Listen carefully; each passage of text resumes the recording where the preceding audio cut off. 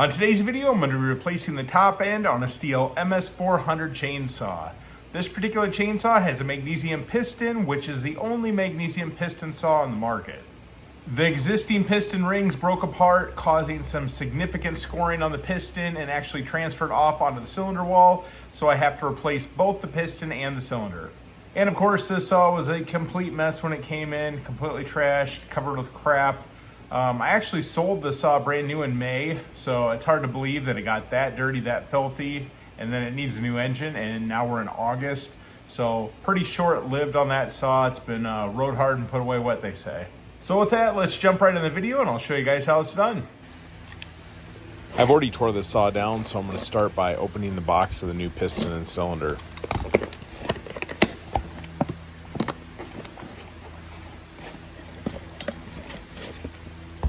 This bag's going to have the needle cage, the circlips, and the wrist pin. Notice the white color of this piston. It's the magnesium piston.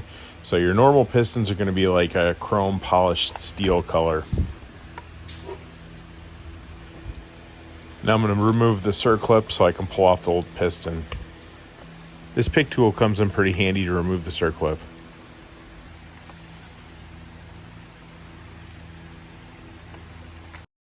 Here's a look at the old piston. Notice the huge deep gouges right there. That is caused by the ring that broke off.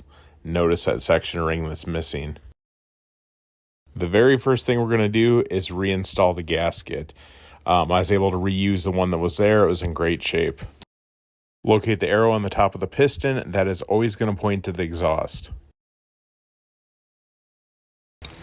This particular kit came with the cylinder bolts as well, which is actually pretty handy. I'm going to lubricate the needle cage before I put it back in the machine.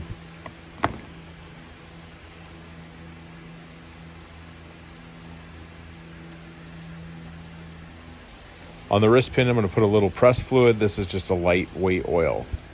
When you got your cylinder aligned with the arm, you're able to put the wrist pin in, and it should push all the way through the needle cage. Push it in as far as you can with your thumb, and then go ahead and use a screwdriver to push it in the rest of the way so it's seated all the way down. Doing this makes room for the circlip. Here's a circlip that I'm going to install. This is my circlip tool. It is super handy. If you don't have one of these and you're doing a lot of pistons, you're definitely going to want to buy one of these. These come in 3 sizes, 10, 11, and 12. You can get them at your local Stihl dealer.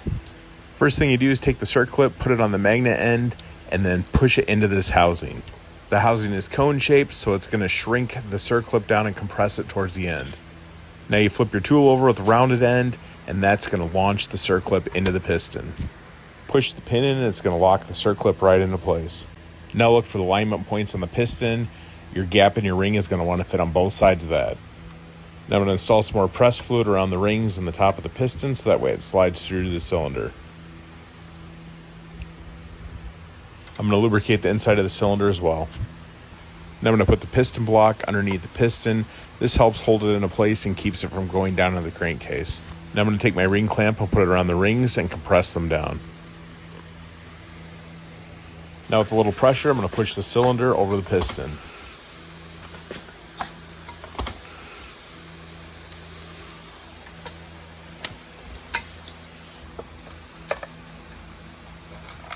Now align the holes of the crankcase, the gasket, and the cylinder so you can get the screws in.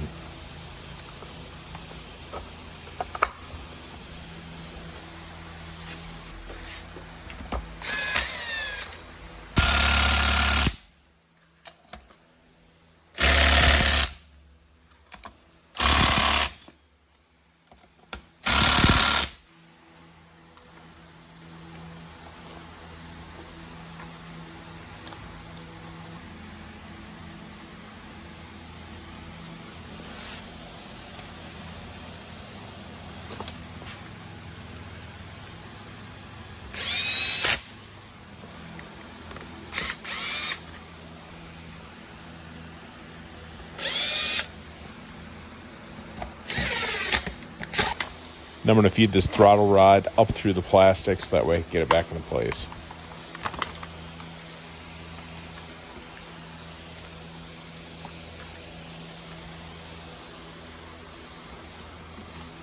and grab the fuel line and pull it through as well.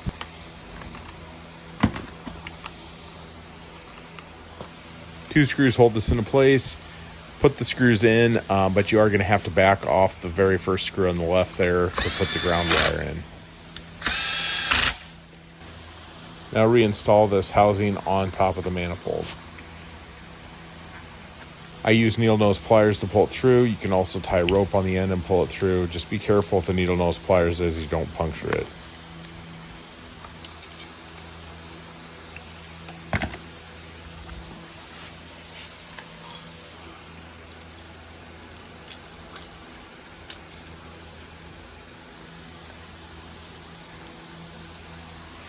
Snap your throttle lever into place before you install the carburetor. I did disassemble this carburetor and fully clean it with my ultrasonic cleaner before I'm putting it back on.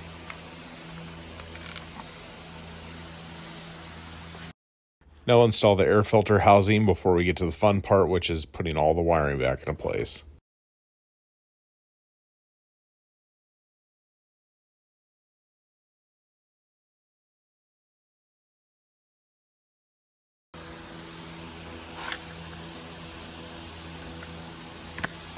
I do realize it's hard to see where all the wires go, so what I am going to do once I get everything installed in this video, I'm going to roll out a small video that'll show a brand new saw with where the wires are set, so it should be easier for you guys to identify placement of wires.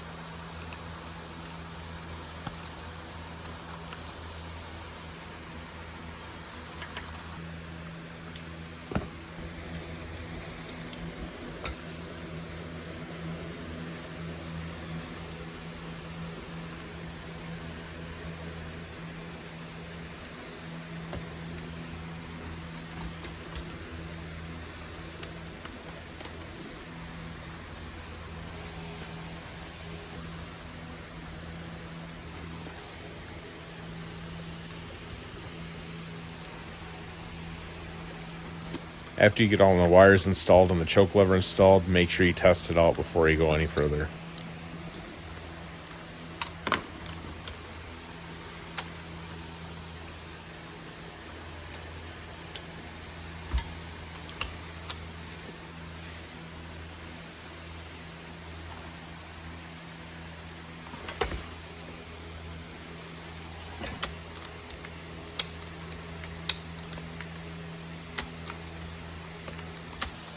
Don't forget to install the two nuts on these studs so that way the air filter housing's in place. Here's a nice close-up of a brand new saw. Take note where all the wires go. I'm going to try to zoom in from different angles so that way you guys can see everything. Notice the placement of everything so that way you're able to put it back together.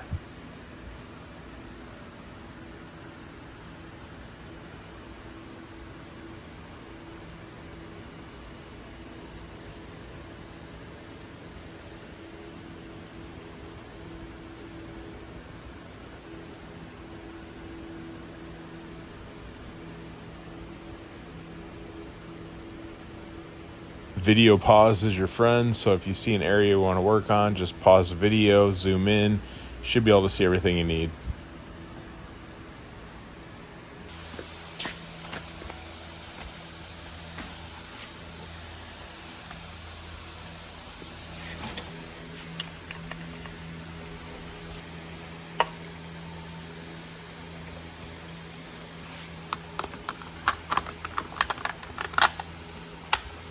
And of course, don't forget this AV screw on top of the cylinder.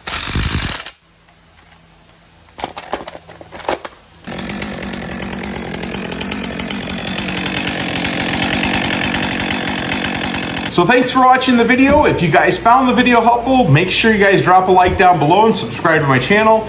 I've got other great content on there, tools, tips, and tricks that I use on a daily basis to get customers' equipment fixed and right back out the door. And make sure you guys check out the description down below. In the description, you'll find Amazon affiliate links. That is a great way to support my channel. Make sure you guys take a look through those because I do list the tools that I use in the videos as well as accessories that I think you guys will find helpful. And again, thanks for watching my video and I'll see you guys next time.